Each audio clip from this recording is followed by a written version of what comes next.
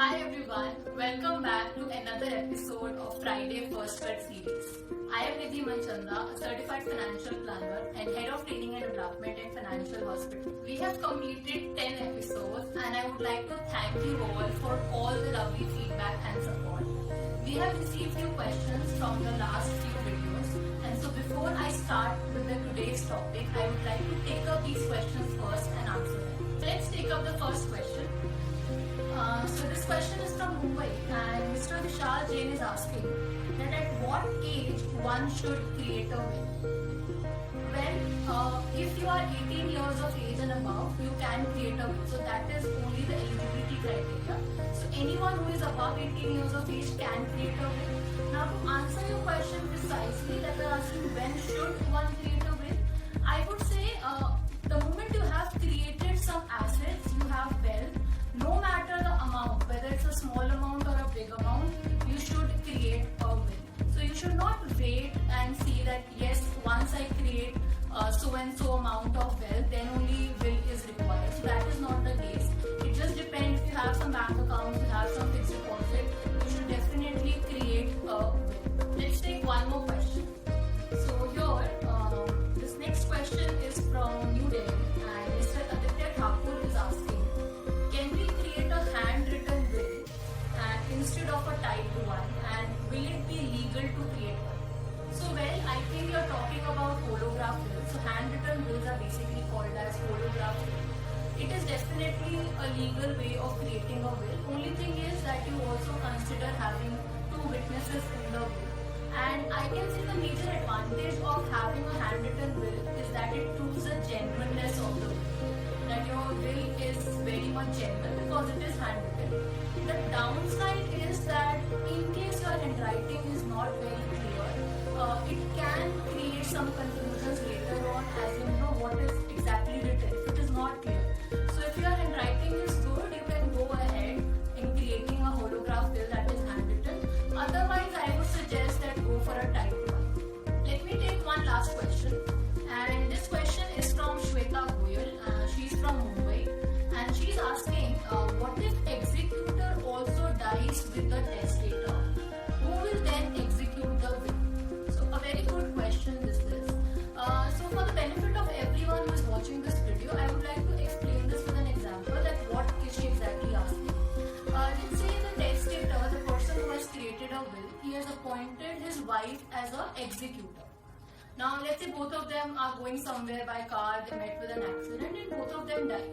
So in this case, the person who has created a will, the husband, died. Also the person who is being appointed as an executor, wife, she also died. So in this case, there is no executor in the picture, and this is what Shweta is asking, that what if executor also dies, what will happen? In this case particularly, whenever executor is not there, the court will appoint someone called as administrator. Now when I say this administrator, the roles and responsibilities of this person is exactly similar to what an executor is. But only thing is, this person is appointed by the court, that's why he's called as an administrator. On the other hand, the person is appointed by the testator, the person who is writing the will. If he appoints someone to execute the will, that he is called as an executor. Another important point I would like to highlight here is that when executor is not there, it could be because of different reasons. One of the reasons is yes, when the executor dies. Another reason could be that executor becomes of unsound mind, or executor becomes disabled, or executor doesn't want to execute. He refuses to execute the will. In that case also, the court will appoint an administrator. If you also have any questions, do write to us at online@mwapact.in. We'll definitely answer your question in our next video. Now let us start with today's topic, that is checklist for successful estate planning. By now you are already aware of importance of estate planning, what is nomination, what is joint holding, how to create a will. All these things you are aware of. Now we'll move on to understand the to-do list for you that you need to follow for your estate planning. So what are the steps that you need to follow to create a proper estate plan for you? Step number 1, list all your assets, whether known